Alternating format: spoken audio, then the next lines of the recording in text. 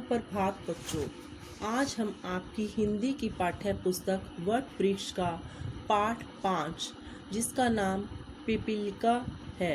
यह एक कविता है।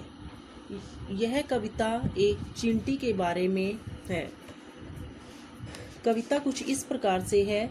चींटी को देखा वह सरल विरल काली रेखा, तमके तागे सीजो हिलडुल, चलती लघुपद पल पल मिलजुल।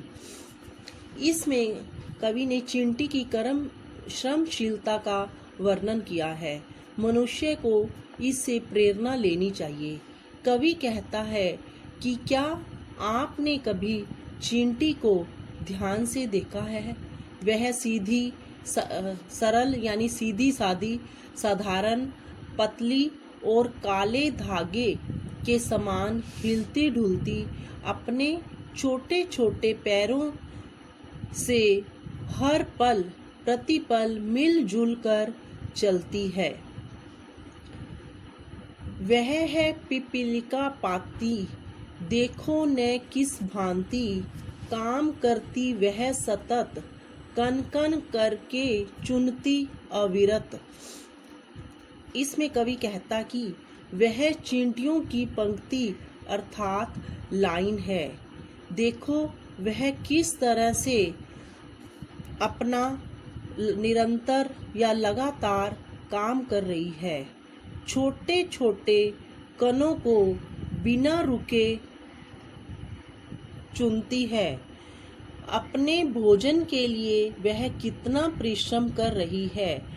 एक एक दाना बिना रुके चुनकर अपने घर ले जाती है। गायें चराती, धूप खिलाती, बच्चों की निगरानी करती, लड़ती अरी से तनिक न डरती, दल के दल से न संवारती, घर आंगन जनपथ बुहारती। चींटियों का भी अपना एक समाज होता है और उनका कार्य बंटा होता है। इसमें बहुत सी श्रमिक चींटियां और सैनिक चींटियां होती हैं। जैसे मधुमक्खियों का में भी एक रानी मक्खी होती है और बाकी श्रमिक मक्खियां होती हैं। इसमें एक सामाजिक व्यवस्था है।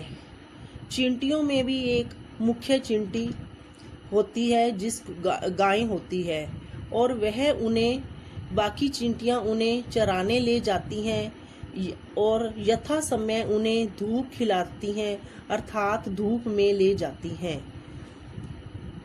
बच्चों की निगरानी करती, वह चींटियां अपने बच्चों व अंडों की निगरानी अर्थात देख रेख करती हैं। और चींटियां हमेशा समूह में काम करती हैं। वे अपनी रक्षा के लिए दुश्मन से भी लड़ती हैं। चींटियां सफाई का कार्य भी करती हैं, गंदगी दूर हटाती हैं। यहाँ पर कवि एक सामाजिक संदेश देना चाहता है कि चींटियों के समूह देखो सुंदर सेना के रूप में पंक्तिबद्ध होते हैं। वे मरे हुए कॉकरोच आदि को उठाकर सफाई आदि का कार्य भी करती हैं। देखो वह वल्मीक सुघर, उसके भीतर है दुर्ग नगर, अद्भुत उसकी निर्माण कला, कोई शिल्पी क्या कहे भला, उसमें है शोध धाम जनपथ, आंगन गो गृह भंडार अखत। अर्थात देखो वह एक कुशल श्रमिक की तरह काम करती हैं और अपने नगर में के अंदर ही उनका एक किला होता है। उनकी जो है निर्माण कला बहुत अनोखी होती है।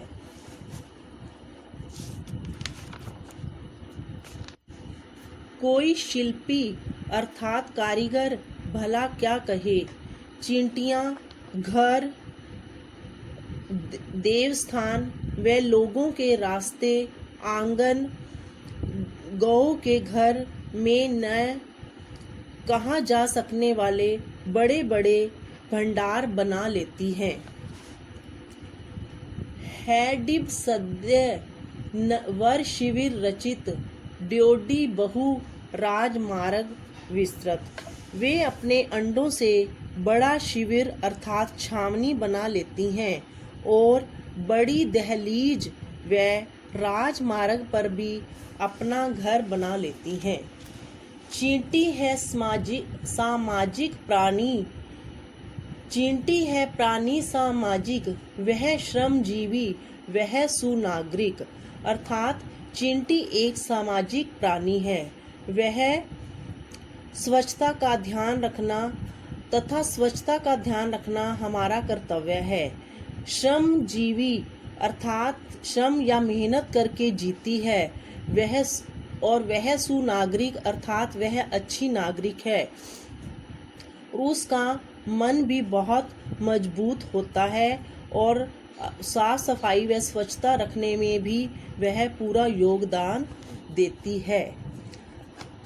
इस कविता से हमें शिक्षा मिलती है कि मनुष्य को भी चींटी की तरह अनुशासन में रहकर निरंतर हमें अपने काम में लगे रहना चाहिए।